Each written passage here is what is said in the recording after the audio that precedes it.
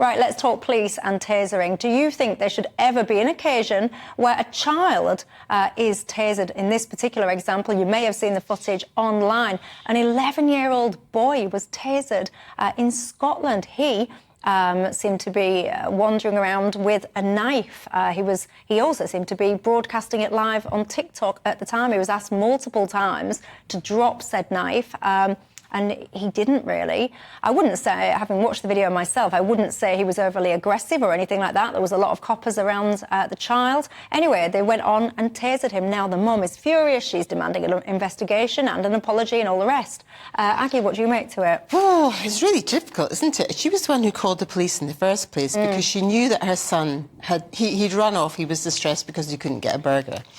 And so I would have thought she would have communicated with the police about her son's condition at that time, and they should have been aware of what exactly was going on. Yeah, the mum's saying he's got global development delay. Yes, I don't know what that is, but I think he's possibly a bit slower to pick up on nuances. Yeah, I know. If you're a copper and someone's in front of you with a knife, I mean, I've never been in that scenario, but I would imagine but this is a that you don't child really as well. start. And also, there were quite a few police.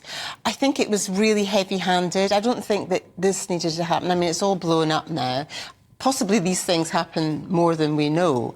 And it was, 550,000 volt No, stun so gun. tasers are 50,000 volts, but then I think when they're discharged into the body, it's much lesser voltage than that at the point of discharge and connection with the body. I think the whole thing could have been sorted out without using a taser gun. Well, yeah, I mean, I'm showing you some stills of this, by the way, in case you're wondering what you're seeing on your TV at the moment. Daniel?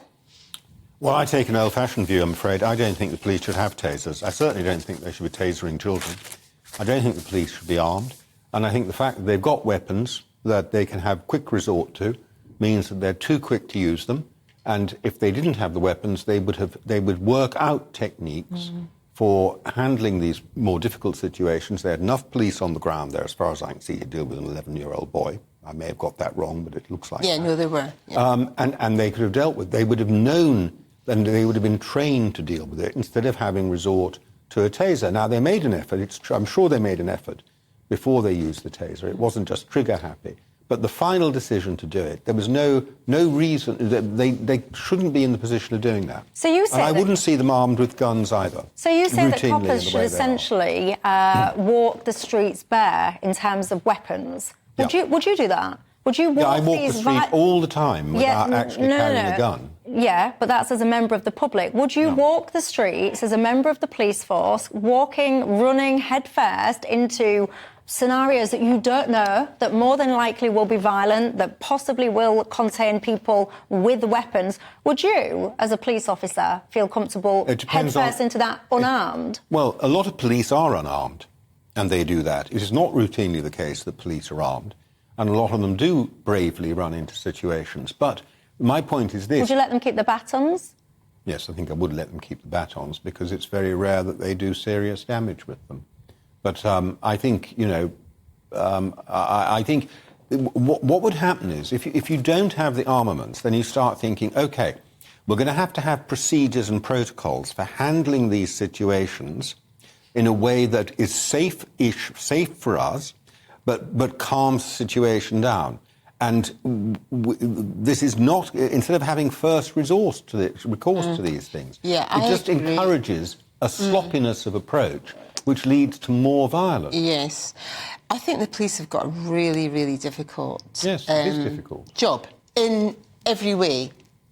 They are, by default, they have a hard job. They go into situations that they don't know what to expect. And I agree, I don't want to see police armed, but I think at the same time they need to be able to defend themselves properly. But I think in this case it was a bit overblown. This particular case is a bit weird, and the mum's come out and the mum said, it was only a butter knife. That's what the mum said. It was only a butter knife. Well, hang on a second. It's a knife. It's a sharp implement. Why is it OK if it's a butter knife? Butter knife. But why is a child, any child, Got hold of running a button. around with a knife, and then when asked multiple times, not you put won't just it ask down, once, yeah. when asked multiple times by police officers, you know, discard the knife, get rid of the knife, what do you want that knife for, what are you going to do with that knife, still keeps hold of that knife, that for me is troubling, worrying. It is, but is the right solution to taser the child?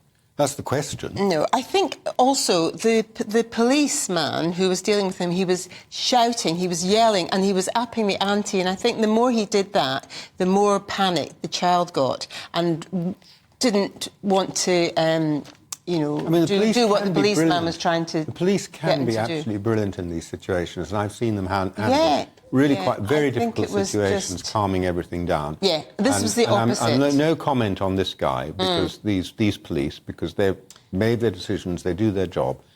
I also think, you know, a lot of the police who carry guns, given the way in which routinely they are subject to investigation if there is a discharge of firearms, sometimes they even find themselves on trial for murder and so on. It's not fair on the police. No. You know, they'd be better off as sort of, you know, ordinary coppers and having a proper career than being put through this mill the whole time. The more I have these conversations around policing on this show, the more I'm starting to feel sorry for police officers, because these men and women, they are incredibly brave people. They're never going to be rich, you know, they're never going to be paid a king's ransom, etc., for the work that they do. They run headfirst into danger. Yeah, no, that's right. They have families of their own. They're often killed in the line of duty. And there is so little respect for the police at the moment, I feel, anyway, within society. People are so quick to say, you know, ACAB, you'll see that, and, you know, I won't tell you what it stands for because it is tea time, but you might be able to work that out yourself. There's just such a lack of respect for police at the moment. And although actually, looking at the Met, that's a whole other subject, isn't it? Well, no, I don't think so. I think the Met has been very badly managed under Cressida Dick. I think she was a dreadful appointment, and I thought that at the time of her appointment, that she was the wrong person. And I think it needs turning round. But I think the way everyone has dumped on the Metropolitan Police is really bad for us as well, because, you know, they had this movement in America to defund the police, basically destroy the police. Well, we're doing it ourselves here by dumping on the Met the whole time, sometimes, you know, about the smallest things.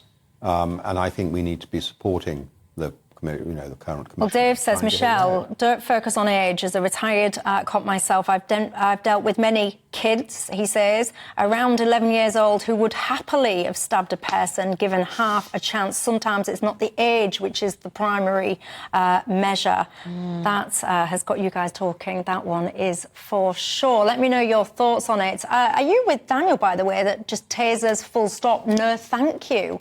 And if you are in that camp, by the way, do tell me, honestly, would you be a police officer then and run headfirst into danger, armed only with a baton and your talking manner? Would you be able to de-escalate just with those two things alone? You tell me.